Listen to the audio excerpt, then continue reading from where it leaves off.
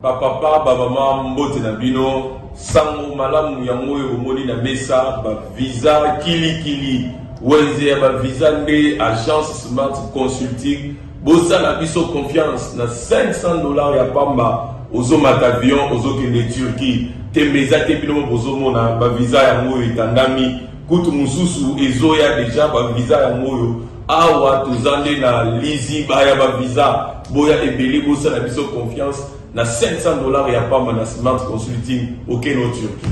Bon, nous sommes en doute, pas douter.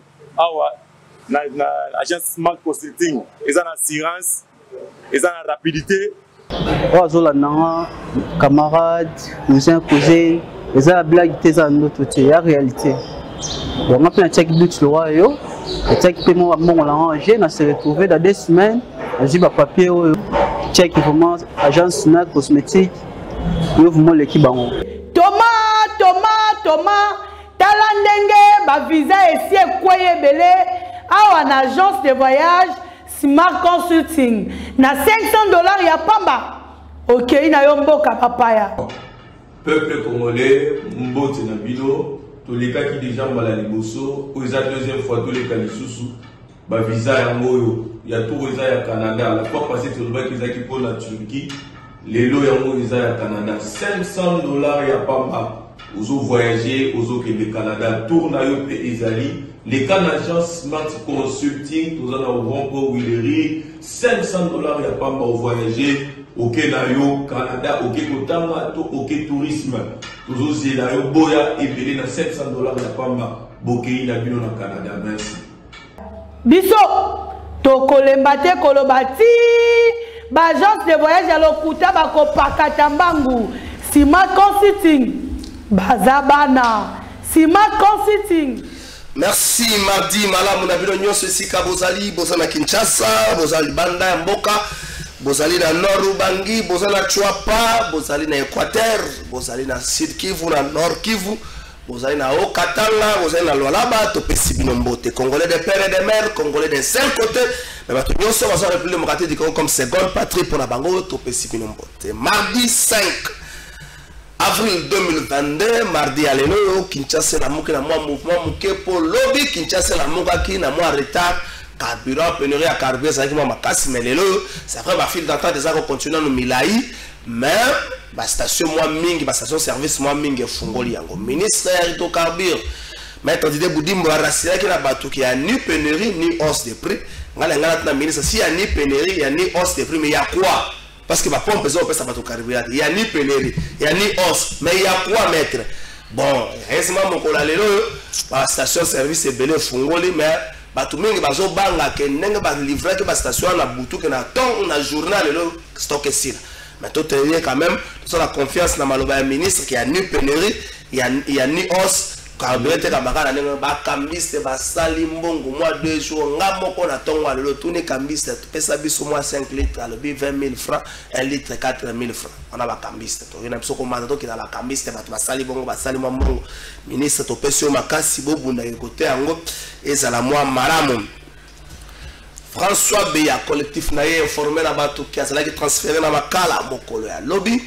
Ba lobby na sima ya likambo oyo ba uta bakanga ye dossier na minute oyo ezali na maboko ya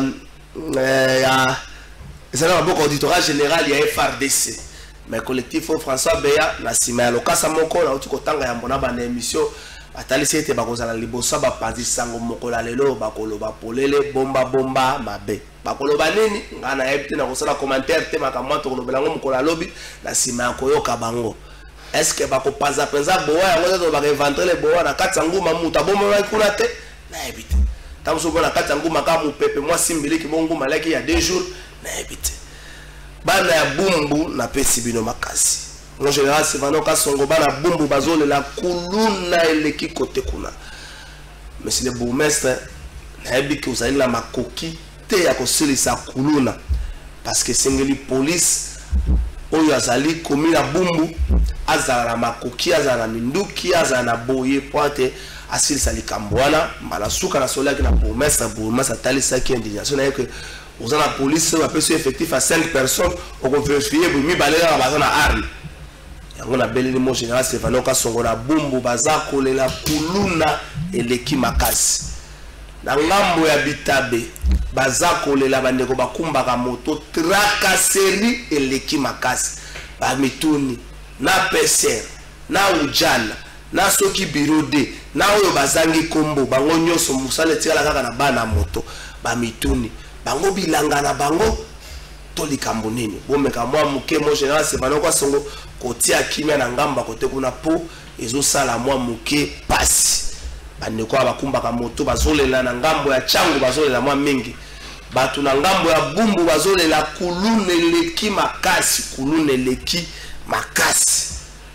asir que message oyo tolobi et comme li bakambi po ete bameka kozwa décision moko malamu kokengela pe kobatela la population yango ya mission monene oyo bakanzi pe bakambi ya mboka bazala nini tokolobela mokola lelo na kovandela penza mingi province ya Equateur province oyo ekambami plutôt na gouverneur Bobo Boloko Bolumbu yenda azali gouverneur ya province ya Equateur atako ndenge assemblée provinciale ba destituer mais seulement na bureau te et seulement libanda ya bureau aya na cour constitutionnelle ba réhabiliter ba député moko boye ba boka bango libanda ba député misato bazana boloko bakangama bandeko ya mouvement citoyen bakangama bandeko nini susu ba journaliste mususu bakangama atako mukolo ya samedi moi matate alaki entre gouverneur na major moko ya FRDC nzambe tukupesi le komu poete masasi alaki to moni soda baswana kana mingi te soko zo swala na solo mona zo tala tala boy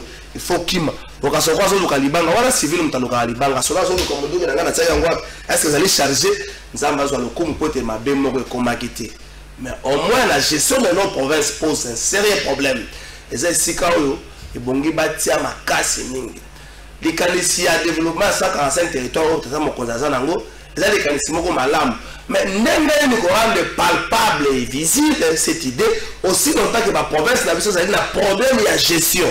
Pour les 145 territoires, et vous allez ça et vous allez l'arrière-pays. Mais comment rendre palpable et visible cette bonne idée de développement 145 territoires aussi longtemps que ma province n'a pas eu un sérieux problème de gestion. C'est presque toutes les provinces de la République démocratique du Congo. N'engagez nous rendre visible. Voilà mingi pensé sengeli na ministre intérieur apesa makasi asala makasi ta kona yo mokola lobi je ne confirme pas na yo le solo moko boy ya motion de défiance contre ministre intérieur ba epsina que ba signature comme 80 j'ai appris je pas chercher à fouiller à faire quoi mais na mon cas yango bande ko batindela tindenga ba élément je vais vérifier après émission à niveau assemblée nationale ce que allez ndenge mais likambo ya arrière pays et sengeli moi mayele moi mingi moi sagesse moi belé po to iko na biso na Kinshasa bandeko na uti na arrière pays depuis na ye na mungongo zo lo babete na pasi moko na mungongo po arrière pays mono ko zala kana ko mo na Kinshasa ba mona ngo mabe vanda na yo arrière pays siko to ko bongisa ngo ndenge nini soki yokanisa entre l'assemblée provinciale na ba gouverneur toko bongisa ngo ndenge ni soki ba ate basalaka bana bitinda ya ba ministre provinciaux ba ate basalaka bato bachaka sirage ya ba gouverneur toko bongisa likambo wana ndenge nini est-ce que ba ate na biso basa bato ya lokumu na ba province na biso est-ce que ba ate za muto okoti na bureau no pesi moto ki pensa citoyen atelemi wana donc mobile atelemi wana to ngasi atelemi wana to ba ate bato basa ba mandia ba gouverneur ba mandia ba ministre provinciaux ya intérieur eza likambo oyo to bongisa ngo makasi donc to vendre la moi mukele kamwana ko uta le kamwa développement 145 territoires ya makanisa za moko za mboka mais nous allons fixation sur la province ya Équateur situation assemblée provinciale ya Équateur et comme na niveau ni to que de gauche to zonga ba député misato bakangama na on comprend pourquoi Kinshasa ne dit mot je ne sais pas pourquoi Kinshasa sont les députés provinciaux en plein mandat bakangama Pourquoi Kinshasa les 10 mots? Nous allons comprendre. Nous allons comprendre ça. Pourquoi Kinshasa a fait à tel poste sur la table pour nous la libération des députés professionnels? Nous allons comprendre. Nous allons perdre dans le tableau. Nous allons inviter les lots. Nous allons faire attention au temps. Vous allez inviter le match. Nous allons aller au parc au temps. Pour avoir les propos tenus dans cette émission n'engagent que les hôtels. Moi, je vais essayer de faire le travail de journaliste de recadrer. Mais les propos tenus dans cette émission ne m'engagent pas. Je vais essayer de faire le travail de journaliste de recadrer. Johnny Langila, la petite Mbote. Mbote journaliste, Mbote mono afunda kabato. Mbote na ba auditeur nyonso ya plateau de la vérité et puis Mbote na bandeko nyonso ya province ya Équateur au bazolanda. Merci. Edi Yandu. Moko ya bana Équateur na pesi open Mbote. Mbote ndeko journaliste, Mbote na tata mokonzi ya ekolo parce que na ko s'adresser lelo na ye et puis Mbote na ba député na biso au bazar na boloko na Équateur, Mbote na Joseph Bayoko le Kondo et puis ba journaliste nyoso bakanga bango illégalement pour la volonté politique. Merci beaucoup. Ah, ni to s'adresser minga tata mokonzi ko ngala ngindo lo ba makambo batu bayeba. C'est ça.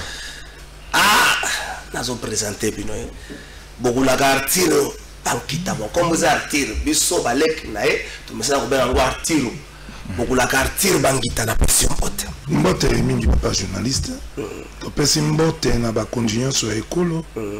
Na bana nyonso ya mbandaka pe balanda biso na bokepi. Mais umeli mwa mingi na kisasa yozaka mwa 2 jours na kisasa ozongi mbandaka mais turo benzo umeli. Esa la kote to ko bunda pa na mboka. Ayoko bunda bato bunda base bele kaka yo. Mais bato bazo bunda ba Rolanda mbongo bazali na bo baza serein pour mboka etambola bazali. Bon, na pesa bino c'est la tour de table moko mutu moko loba. Bon to kena régie tout à nanu les kambo moko Joël. Quelle est la température là na province Équateur? Province Équateur ce que muta tuni sango na ngona tongwa lelo. Sango la province Équateur les abonnés. Ndeko journaliste température ya province ya Équateur ezali mawa.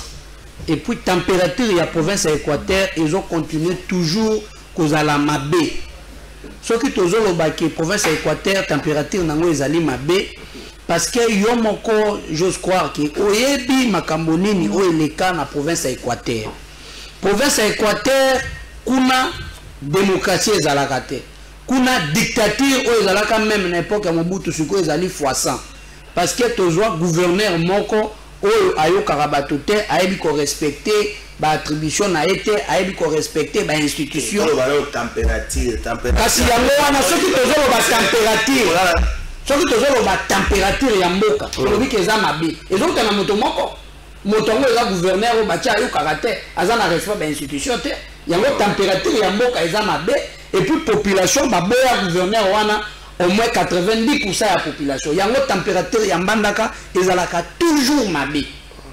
Ndeko journaliste na assuré yo ke lelo yo bana mbandaka bakoma ko zela kaka solution moko ndire bazozela bi ya léopard ya qualification ndenge to utaki na Maroc malgré to polaki ba Équateur solution eza moko solution na bango ezali bazo senga na chef de l'état gara ya bon fonctionnement gara ya ba institution amekanano te to comme na ko senga te to dai kana température kasi yango wana tende c'est là wana température soki moni na comme na niveau wana c'est là de dire face na motema eleki face oui température vraiment za to la mokilo na tongo asango Équateur za nini likambo boye yango to zo la température ndeko journaliste température Équateur za mabe so to bi température za mabe parce que température ya malamu leur population a s'exprimer librement leur population a circuler librement siko dans Mbandaka non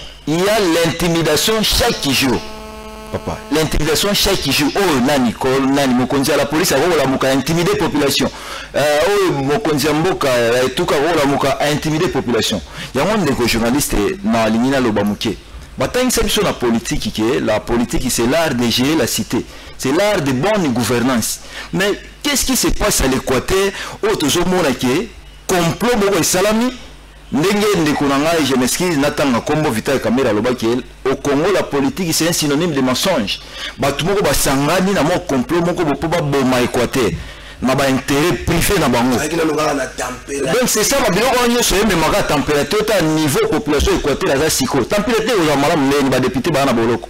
Ba jeune activiste ba na boloko, ba journaliste ba na boloko. On dit ma température aux malamu ndeni. Température aux malamu ndeni au moment où ba militaires, les officiers militaires ba za déstabiliser. Respect ba officiers militaires zate, ya ko déguerpi bango à tout moment. Température aux malamu ndeni on tobi ke na Équateur tata mokonzi ekolo température eza mabe ndeko journaliste. Evi atiro bakita.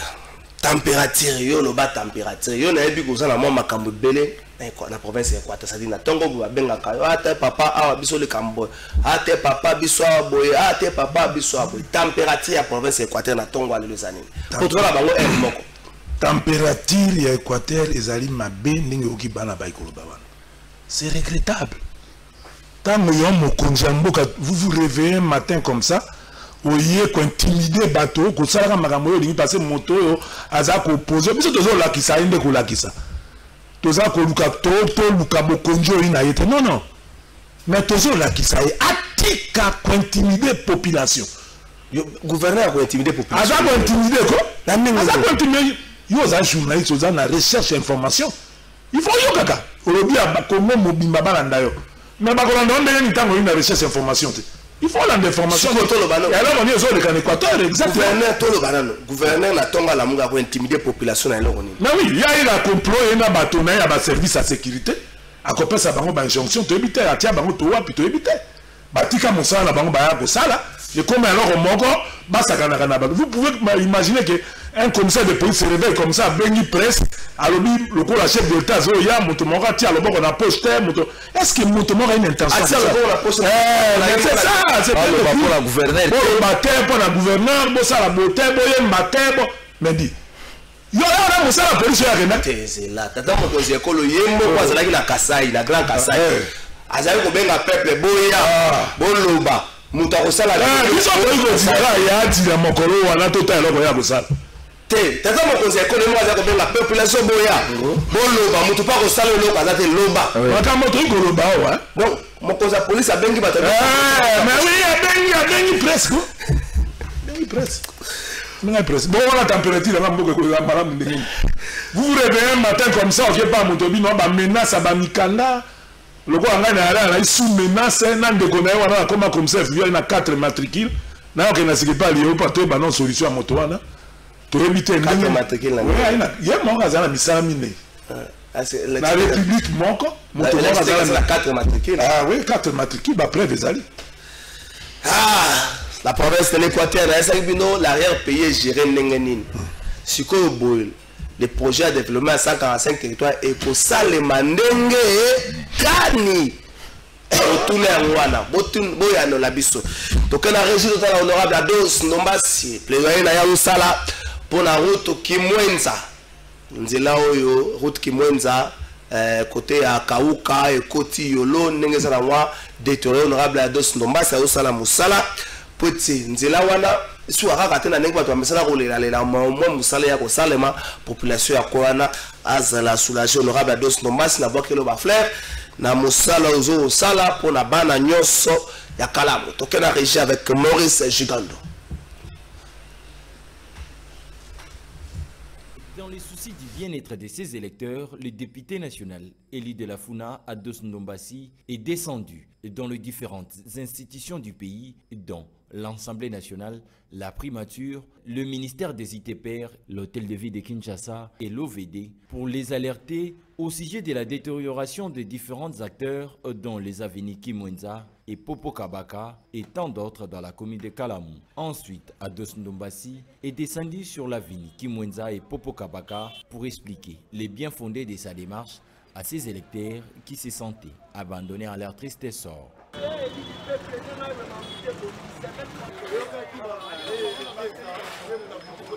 Ayant religieusement suivi l'élu du peuple, la population de la Funa les remercie et espère qu'après cette descente, les travaux vont enfin commencer.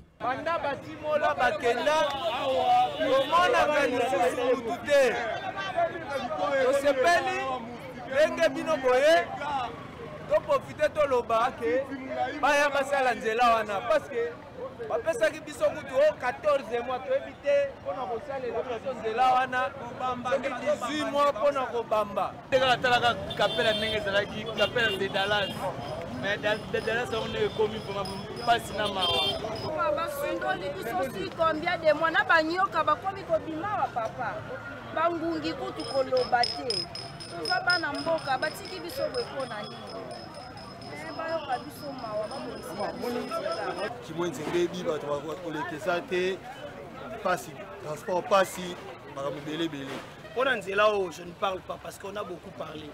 C'est comme si elekela baona matoyi bayokaka te pendant que le pays souffre mais babakisela badepute bambongo moko ezanga ntina nzela tolobi trop naoloba te nakoloba esali pratiquement tozwi nanu 18 ans ya rais toye kokota 3 ans ya faci mpona kaka route oyo et puis gouverneur akosala esquisse ya koloba ke baroute ya kati eza kosinteresse na ye te ezo intéressé municipal donc commune nde aza na droit ya kosokipe na banzela oyo ya kati mais ye aza gouverneur de la ville. Très mécontent de cet état des choses, le député national Ados Nombassi promet d'initier une question orale avec débat au ministre des ITPR si rien n'est fait dans 2 semaines et de continuer à se battre jusqu'à la réhabilitation complète de ces artères. Je suis en colère. Naza Nakanda. De voir que Balabala est comme à un niveau haut. Vous savez, en 2019, Nakobelara Premier ministre Ilunga Kamba. Pour abongisa nzela kimwenza akumela inga que babongisa kimwenza oyo et revenir 3 ans après comment la kenzela o tilelo salamité les opesanga passe na motema mais kanda pe amakasi dans 2 semaines ceux qui va bandeli musala oyo te ministre Gizaro aye barango nako interpeller na niveau ya Assemblée nationale nako adresser question orale avec débat. Aujourd'hui biso les députés nationaux nga personnellement on a salaka musala pour la circonscription na ya Funa. Le peuple congolais bazwa na lupango nanga pour basenga que bayisinga na sundoli bango. Je confirme encore une fois de plus que très bientôt les travaux na Kimwenza ceux qui ont quitté nous allons adresser une question orale avec débat au ministre des infrastructures. Signalons que l'élu de la Funa Ados Nombassi en commun accord avec sa base promet d'initier les actions de grande envergure pour exiger la réhabilitation complète de ces différentes avenues de Kalab. Merci Maurice Gigandou. Wana ezali na Kinshasa, eza na Kinshasa. Eza na Mbandaka te, eza na Bikoro te, eza na Lubumbashi pesa na bisika boebele. Tamsusu ba kolesa bino bokasa Lubumbashi na bisika bakota ba Kenya kuna. Lubumbashi na bisika boebele, ebele, ba kolesa te. Quand on a gouverné à Tsaka, ma photo dans les réseaux sociaux, et ça, le Bumbashi est belle. Et ça, on a belle, le Bumbashi est belle. Bon, tout pour ça, c'est comme Chauvel, Artiro, Ndeko Edi. Tout comme les Cambouis, l'Assemblée provinciale, il y a Mandaka. L'Assemblée provinciale, comme le Rola, le Loko, Bakati, Batigi Mwandambo, Mwandambo, Vainangambo, Mosusu. Est-ce que l'Assemblée provinciale, il y a Équateur? Ezaka kana ba député oyo motako oyo seni abimisaka batikala ndambo so batikala ndambo ndambo mususu bakenda wa bya par na bimisa to bazaya ko kangama président ya Assemblée provinciale ambanda gawa ako Équateur akoma ko baluka na Kinshasa na peut-être tamsu boyo ngone bakomi taximena na Kinshasa. Est-ce que Assemblée provinciale ya Équateur ezaka ka ndenge oyo seni abimiselaka sokelo sana malako.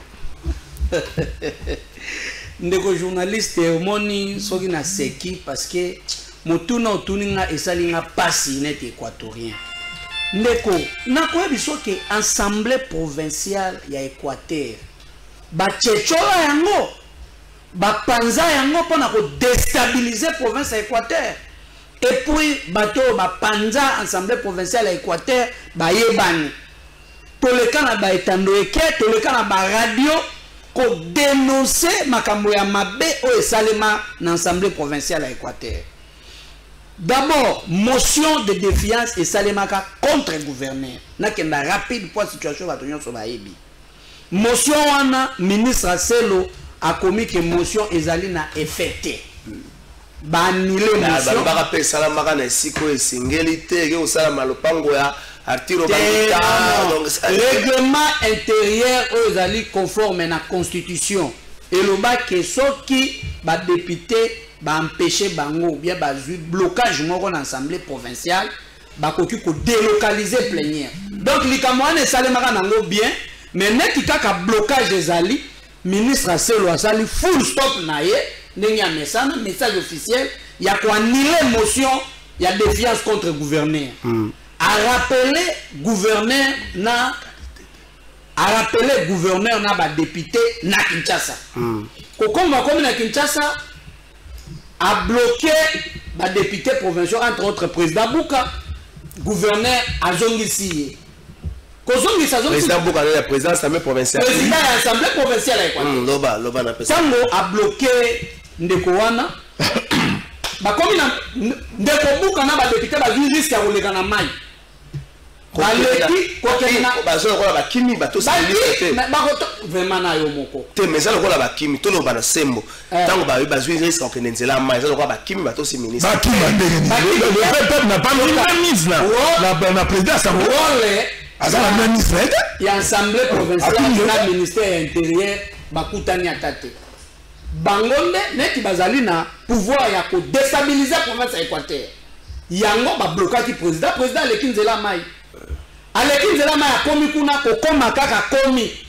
ministre aselo akomi lisusu message officiel mosusu ke président a engagé lisusu assemblée provinciale te na par voie message officiel asuki wana ti akomi message officiel mosusu président a décaissé mbongo ya ba député na banque te yango monaka le 30 septembre o makila etangaka na mbandaka tango population ami décidera que non fois que na kotika ba député provinciaux na hémicycle gouverneur Bobo empereur o azalaki destitué na 13 députés assemblée provinciale ya Équateur ça na ba député boni 21 députés est-ce que le ba député basaka ka 21 to batikala ndam ba député ba rozala 21 ndenge sur 21 wana 6 yo bazalaki minoritaire si ordre ya gouverneur Bobo ba invalider 13 députés provinciaux yo ka désordre dans la province de tous ba scientifique oui olobi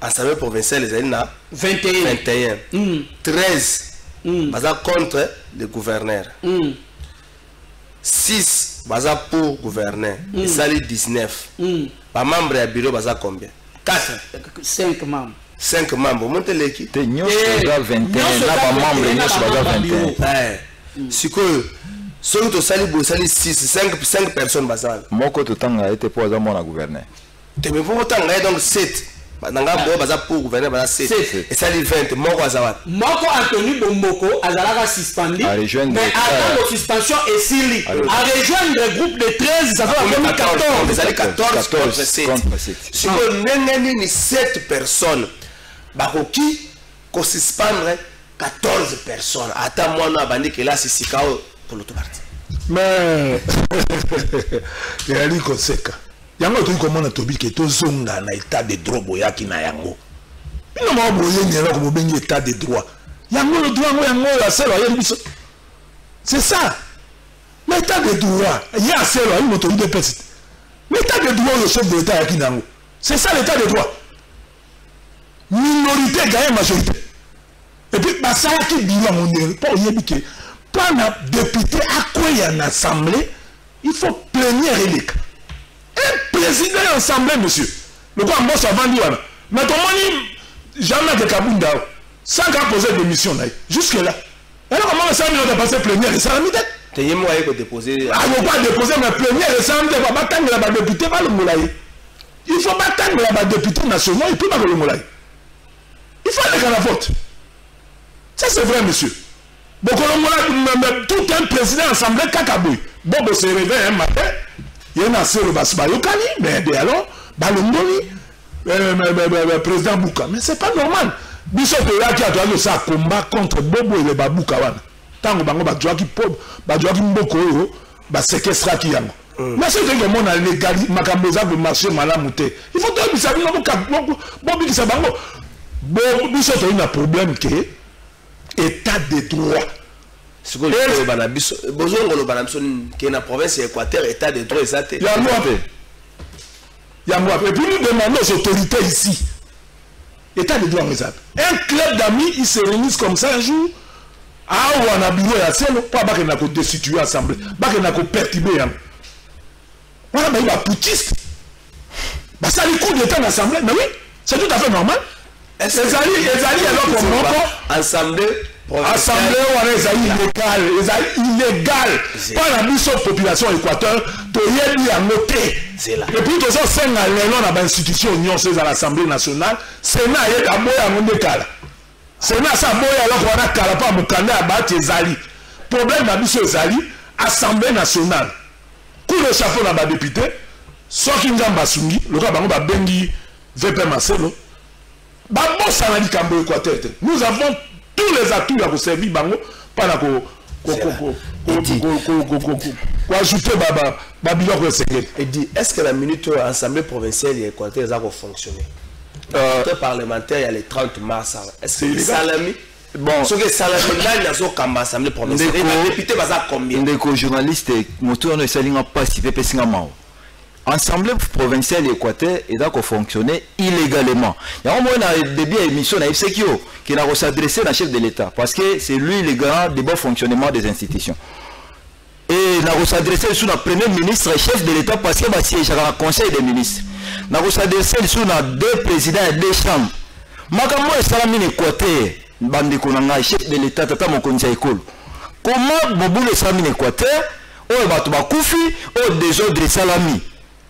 Au tindi ministre intérieur bengo protagoniste ba pe chef de l'État aux alliés sur place na mboka oza ko permettre ndeko ministre intérieur atinda bandeko oyo azali d'abord moins âgé ya ba député oyo ba keko sala 6 députés ba za invalider 13 députés ba keko ba installer bureau pe ba invalider ba député nyos.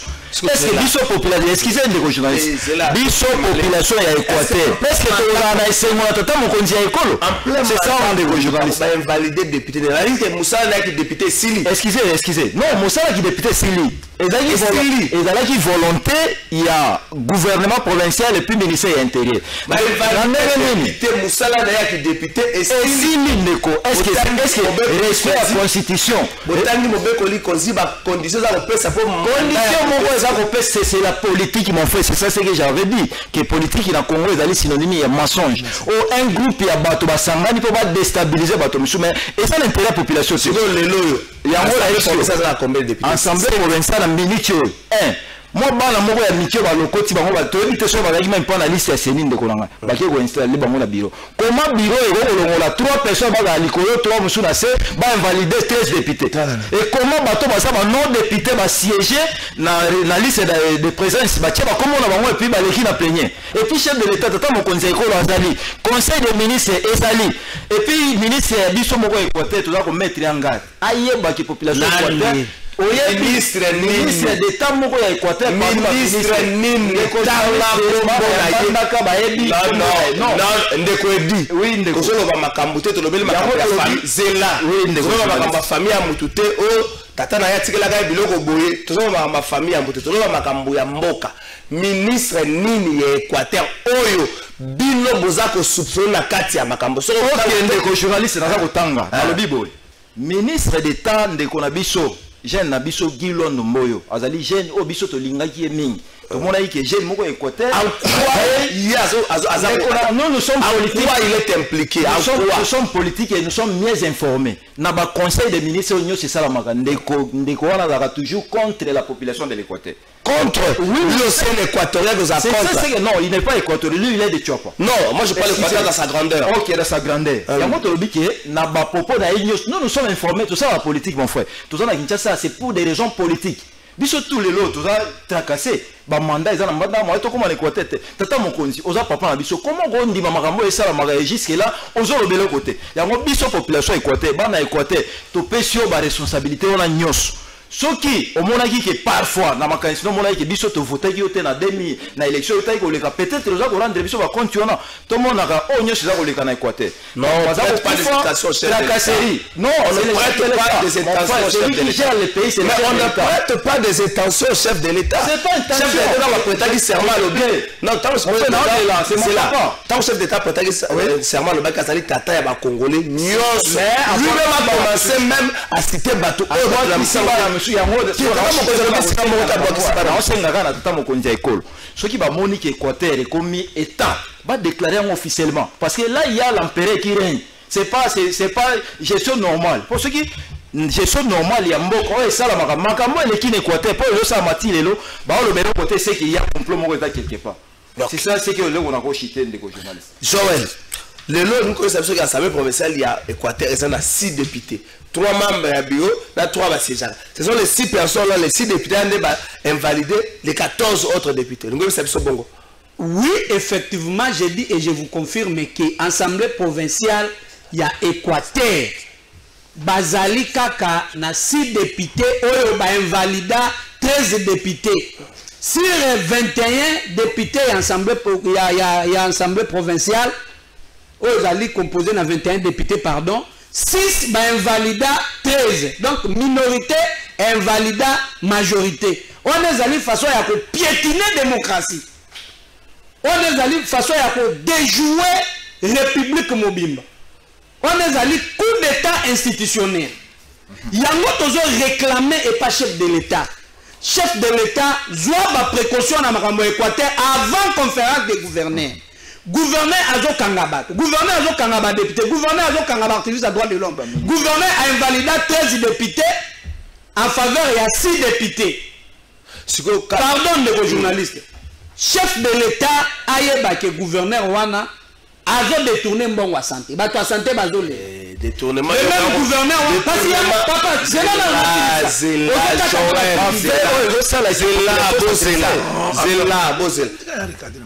détournement yo ko établir en côté à la plateau détournement faut ça na ba preuve on a moni la mukanda ta mon côté détournement mais la preuve bon IGF a déposé ma preuve devant procureur général après prêt à cour de cassation ma preuve bien non ba député provinciaux ba voter motion de défiance contre le gouverneur. Bah preuve bien non, na kati ya motion wana. Il y a détournement mbongo à santé. Il y a détournement mbongo à fonction publique au passif. Oh bah papa wana, bazo souffrir. Il y a des spoliations. Bah passionné wana. Il y a des spoliations. Oh right que bato beta gouverneur Masasi.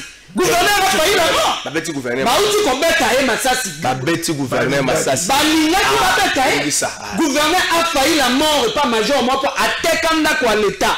Les députés provinciaux décriaka makambo ba spoliation bato bamona bango ndenge na gouverneur yemoko atekinda banda kwa l'état et puis yemoko ateko déguerpir un major wana vandi bamoni gouverneur aye di bimano nda kwa l'état patrimoine ya l'état ateki yango tango bateko déguerpir major alobi ngai moto achaka nga oza général soki okoti awa eko risquer nazo problème atindi bagarde na ye bakangi major babwaki biloko nyonso ya major libanda illégalement heureusement major akoti na ndako akenda kozambe mondoki gouverneur aza na baservice te gouverneur aza na bahusie te gouverneur bato ya cadastre bazali gouverneur baministre provinciaux neti ya cadastre ya titre foncier ya Équateur bazali mais ye moko azoprendre barisque ça c'est grave yango tozotianga na chef de l'état papa mokonzi biso Équateur tosala yo nini papa mokonzi ya ekolo tosala yo nini na province ya Équateur meka kozela biso solution pour kimia ezonga meka kozela biso solution empereur wana a quitté province ya Équateur et puis on régulariser makambo ya assemblée provinciale. 13 députés bakoki ko invalider 6 députés te 6 ne va invalider 13 6 bakoki ko invalider 13 députés te minorité ekoki ko gagner majorité te c'est bon to partir avant kita oui merci les 3 députés bakanga les 3 députés provinciaux bazaka kana boloko et bon le président de l'assemblée provinciale awana kisasa azosa lisusu nini. Merci beaucoup nazo mama mukesi mapana ko recadrer mwana na ndenga uti kotanga Gilwandono peut-être il y a une preuve, mais moi personnellement, il y a une preuve qu'on a été, mais na lingi tout le bagalikambo n'ingen zelezali. Il y a un groupe de putschistes bazaliawa. Na groupe wala yo ebi mututa. Non, mais na ebi bango. Na ebi bango ko. Okotala misatu. Le mona gi bango na kati. Les putschistes sont là. Ce sont des députés nationaux que on cite tous les jours. Bazali bango le bato asai coup d'état na assemblée provinciale. Na complicité il y a un ministère intérieur. Otako boni bakosa. Ba bato na. Bakosa la ta 5. Baza 5. Oh bazali ba députés nationaux ya. Ya liboso. Oh. Mungala komi ko bomba évite mungala ko bomba bankam. Tokende. Omoni moto ba bengi député. Ba bengi d'abord moto ana honorable. C'est un homme qu'on doit d'abord respecter. Et puis le ministre de l'Intérieur n'a pas même mise na bakundi à assemblée provinciale. S'il vous plaît. Totiara makambo ndenge ezali. Soit qu'il est là dans Makambo dans l'Assemblée nationale parce que biloko oyo. Yo mama mona ki humiliation ni azwa ki yango devant ba député provincial tant ba yaki. Ba boya ki na motema moka alo ba liboso na bango même mokonja moka telemi, même le premier ministre telemi. Et puis pendant songa to vanda malam. Le premier ministre vient fraîchement de l'Équateur. Donc à ça na idée à Makambo ça le mapula. Patika na lo. Mais comment ça va on passe avec siko moi kanda. Te ngala te yo lo baga na ngala tuna mituna. Lo baga na te lo baga na. Problème na biso ezali nini? Problème na biso ezali premier ministre oki dikabwa katanga mbangu akeli kuna ko bongisa. On Équateur azali ko étouffer ya no ba ko étouffer ndenge ni. On ne comprend pas. On ne comprend pas. Pour l'Équateur, il y a un problème ou comment? Il y a un problème. Est-ce qu'il y a un coup monté? Ça peut étouffer. Parce que c'est lui le chef. Avant que tu ne payes mon conduit en boca, il y a un mot qui comme l'œil du gouvernement. Quand la Makambo en Équateur, il a trouvé les députés arrêtés, les activistes des droits de l'homme arrêtés, la population innocemment arrêtée, parce que l'article 64 de la Constitution, il faut moto soka moni mbebe ezali a manifester. Mais na boboto. Ezali na mobuta moto mona sai mobuta ba tozo tambola na boboto boye pe batuna ki maire de la ville pa batambola. Non, ni non, tangi ba ministre ke kuna. Na les kamba ba député provincial misato a lobby nini. C'est pour cela que zoba. Ya ngala moyenga la zo tuna motuna wana tobi hier en tant que chef du gouvernement, qu'est-ce qu'il a dit? Quel est ce dernier mot? Tant que l'Équateur a mon a constaté qu'on a tout. Il y a un mokonji. Il peut tout de suite l'appeler n'importe qui, même procureur général, même bateau la gagne pas l'homme, du ministre. C'est simple. Mais pourquoi pas le faire? Car rapport en Équateur, on trouve des solutions ailleurs. Tout ça, le monde a la habitant de l'Ike, bateau bazo qui n'a bisika ibele, ba goma, ba wapi, bon quelqu'un a beaucoup de makambo, bon régler conflit. Mais on y a bisé comme persistante. Pourquoi? Pourquoi? Eh bien, ce qui va moniquer, conflit na biso bango balinga salote, to lobi pe amingi, to ko tunga ko to commis en charge. Mais on go balé. Commis en charge, on va nous défendre. Article 64. L'article 65, non, écoutez-moi, je vous dis la vérité. C'est là. Non, mais journaliste, c'est là. C'est là. Boza wana bozara la population. Muto a diriger makambo nyonso ya l'État. L'État na province Équateur, azali représenté na gouverneur. Na nenge mobeko loba na assemblée présidence na assemblée provinciale. Mais ce que vous voulez lobi ka assemblée provinciale ezali étouffé émietter et ka ba chochola ngo bitene bitene. Ce que tika la ka gouverneur. Tant que vous besoin de se prendre en charge. Vous insinuez quoi dans les Camboana? Non, qu'on se prendre en charge tout ça Mobutu, tout ça mais les marches pacifiques sont autorisées chaque jour tout mon chef de l'État mesures exceptionnelles au Baranabiso. C'est ça que nous attendons. Le chef de l'État lui-même a dit ceci, que je vais prendre des mesures exceptionnelles pour l'Équateur. Où sont ces mesures-là? Alors,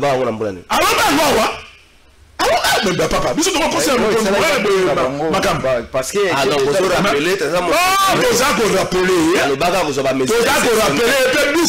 c'est la dernière réunion à la ministre pour présider. Le chef de l'État doit nous donner des mesures exceptionnelles.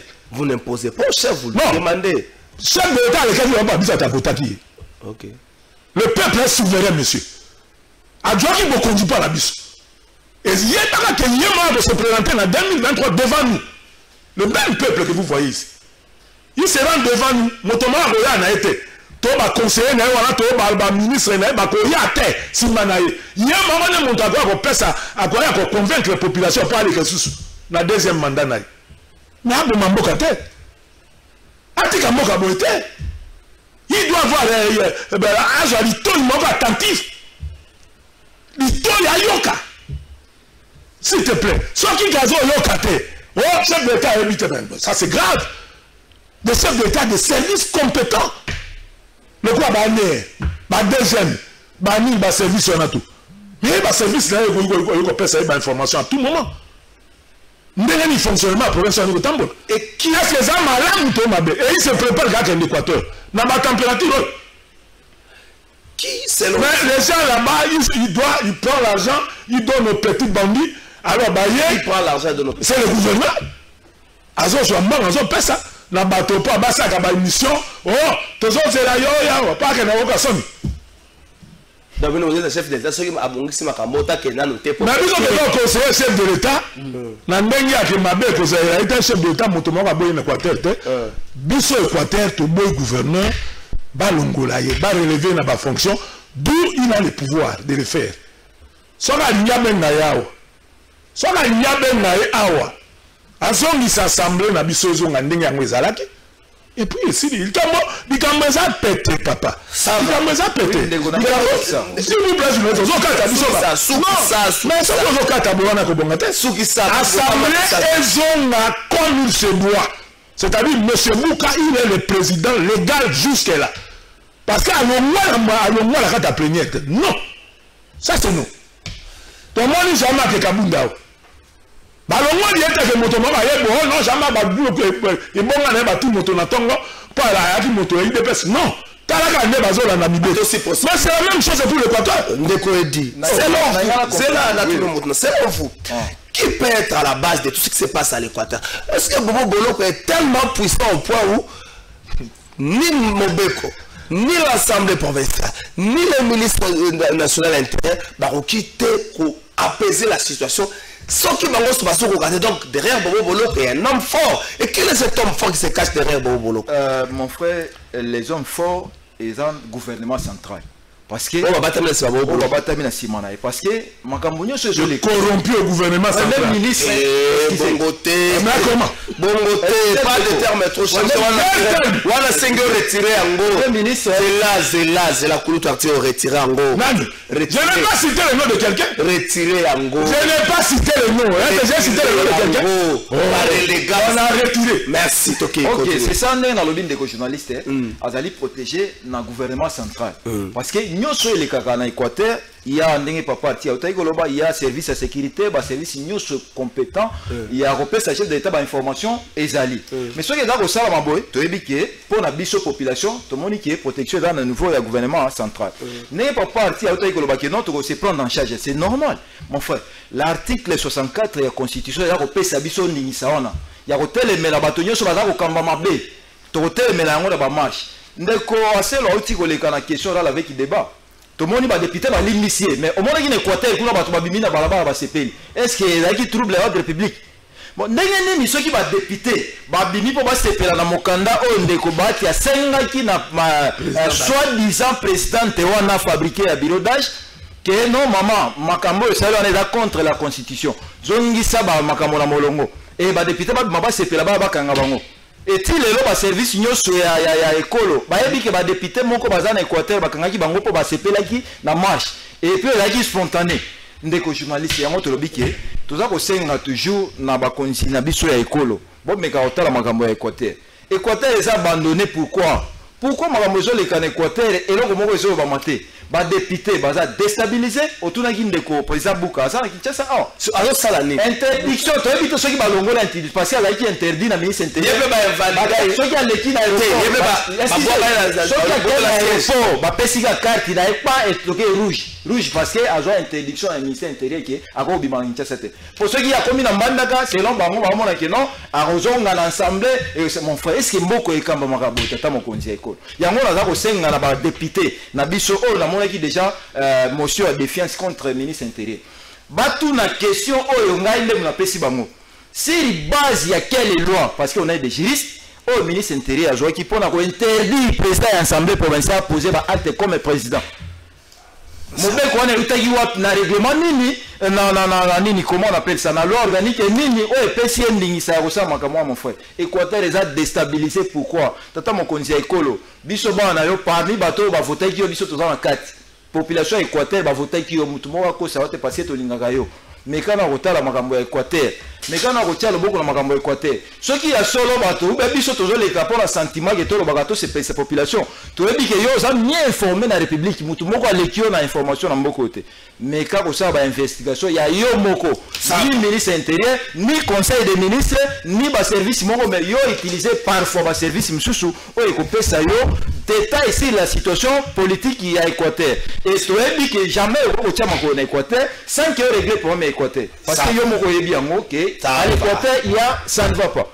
Bonjour plateau de vérité. Pourquoi M. Bobo a pris l'Équateur comme royaume de sa famille? C'est Junior Dongo.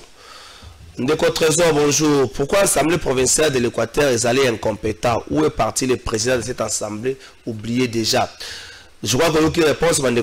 Bonjour Trésor, le gouverneur Bobo est plus que les autres autorités dans ces pays qui protègent M. Bobo dans ces pays. Bonjour Ndeko Trésor, bisoba na kalamu tuzana sima honorable Ados pour musala na e ezamalam. Nazaye ko sepana là au moment Monsieur Laurent Désiré Kabila azaye ko lobaka qui t'a fait Dieu. Monsieur Kabila tout na loko ana robina no tout na maréchal Mobutu qui t'a fait Dieu avec un sourire moqueur Monsieur Laurent Désiré Kabila. Qui t'a fait Dieu? Entendre bandeko na lobite ke makamba lobe zali parole d'évangile. Je n'ai pas dit ça. Mais nakutani na président Buka Mbalami Bale ou Misatu azaka ka wana Kinshasa soko bengi ndeko nanga na za wana Kinshasa est-ce que siège na ye ezali na kitambo esika vandaka et pourquoi pas oyi kozala na Équateur soki bolobi bolongo lié lokola président ya Assemblée provinciale mais il faut siéger lokola député parce que azali na mandat ya population à 5 ans. Qui t'a fait Dieu? À un certain moment nyonso ekoleka Lobanzambe nde kolekate na pouvoir rekoleka Lobanzambe nde kolekate na bobo boloko akoleka Lobanzambe nde na Félix Tshisekedi akoleka na nga Trésor Kalafai na koleka na ministre Aselo akoleka mais Lobanzambe nde kolekate na o tozo sala totamba Lobanzambe na pesio malota sikoyo gouverneur passe là qui na toto sa minute soit 2 minutes toto sa gouverneur passe là na mo situation moko amboglio. Est-ce que dossier peut à gouverneur et vandi kimia pour gouverneur azaka un mois en Équateur 3 semaines à Kinshasa? Est-ce que dossier n'est pas vandi kimia? Ndeko journaliste narza ko confirmer yo que gouverneur akovanda kimia ndenge nini pour population balingi été ba député ba funda ye na cour de cassation. Gilles Alingeti a déposé un rapport na cour à cassation. Ndeko pour on a kokenda plus loin que la question que population alingi gouverneur wana te. Dernièrement ba otu suko tumbaji par la police pour gouverneur atinda ki bakanga bato illégalement na matanga. Te wana za makambo ezalaka nango ezalaka tirate. Yango nazo il faut que la population. Biso tozo senga na chef de l'état boy. Chef de l'état tozali bana na yo avant okita na province à Équateur. Régler province à Équateur, décision exceptionnelle ou bien mesure exceptionnelle au Lobaka, ezali pour relever M. Bobo na ma fonction, pour ba député ba désavouer, population a désavouer, ija fafunda ye, dossier nyo se traîner na justice. Yango tozo senga na yo mokonzi ekolo avant qu'il y ait des conférences de gouverneurs, on se débarrasser na empereur o ayo kakabatote, dictateur o ayo kakabatote, o na ba royamba yo. Sérieusement dans l'Équateur, peu qu'on dit makambo tozolo banayo parce que ezali vérifiable. Merci. Ndeko Edi. Merci c'est la journaliste nagolo ba moyena kota te penza na makambo ya gouverneur. Parce que tolendi déjà to lobby mingi et puis tozolo baka tolendi. Nga naza ko senga na tata mokonzi po na situation ya assemblée provinciale ya Équateur. Aye Bapé a informé que bureau o eza ko siéger na Équateur. Kuna bazaka 7 députés o ba siéger parce que o msuto yebi ba moto ba député. Et dans 7 députés on a mibale o baza na légalité parfois. Peut-être o msuto azaki rapporté déjà avant o msuto azaki questé. Mais o msuto wana mibale soit président Tiwana ils ont conformité dans la légalité et chef de l'État a la makambo ya province Équateur né to avant akende na Équateur a la makambo ya province Équateur azo isa bureau ndenge papa tia oti koloba président Bouka na bureau na ba député nyoso bazonga et puis va interpeller ndenge lobi gouverneur ya province bango moko ba yebi parce que ce lobby qui a protégé la Kinshasa bango moko ba yebi pourquoi ba protéger et pourquoi ba intérêt na bango mais biso to o senga o eza ya peuple aza ko senga kinya pe assemblée provinciale et zonga ndenge ezalaki et la diriger to koloba contre la démocratie contre l'état des droits oyo. Merci Ndeko. La chef de l'État. Merci Koutou Tiro Bankita to suki sana. Merci beaucoup et likambo ya mawa ndenge mo biso to vandia wa mawa ngoyo ndenge nini pona likambo assemblée. Tout ça ko comprendre tes phénomènes wana uti wapi. C'est vraiment jusque là toujours oyebi ke tika na nazo ngama mkesima. Président Tshisekedi a dû bokondi plutôt sepeli. Mboke sepeli. Mboka mobimba sepeli. Ah! Tshisekedi a dû bokondi. Toyi kobika. Mais là non, tout on na makambo ya kiakala. Assemblée ba ko buka yango pa bato motoba ba remplacer 13. Ba ça li premier yango ndenge nini ko rumo ezaki atteinte. Ba lo mari ba député ndenge. C'est un tala Mwamba Bokolombe et puis nani Panze, ce sont les gens qui étaient en bande là-bas pour ça la coup de temps là. Mais ils allaient les Kamouya Bombango Teyebani. Pas ni ça la province na bango moko bokoti ya moburu na kati ya mboka. On les a moburu non. Bazongisa président de l'Assemblée, la légalité na ye. Bazobangani. Parce que le vieux peuple n'a pas même mis l'Assemblée provinciale. Merci. Sauf le président de la République.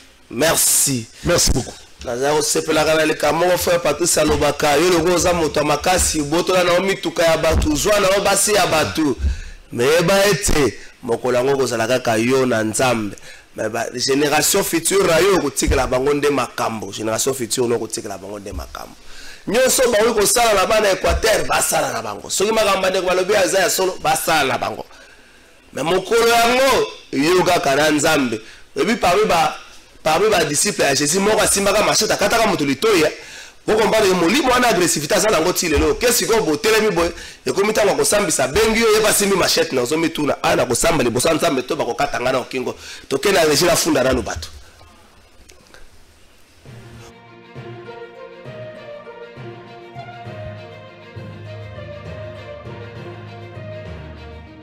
La funda, c'est quoi? Vraiment, quand j'ai au fond de la bateau, au fond de l'eau. Population de 5 ans. Nous avons joué dans la zone tant que papa comme a retourné la situation à famille moi nous afunda. Tata mokonzi ekolo moi nous afunda kabatwaye. Ko funda lelo eza makambo be mibale. Ko funda liboso bana Équateur mambinga pilipili libende baleli. Baleli ti ba mon lokola muta kozoyo ka bango azate. Ba Yesu se pa nanga balobi na mema makambo na bango epana yo.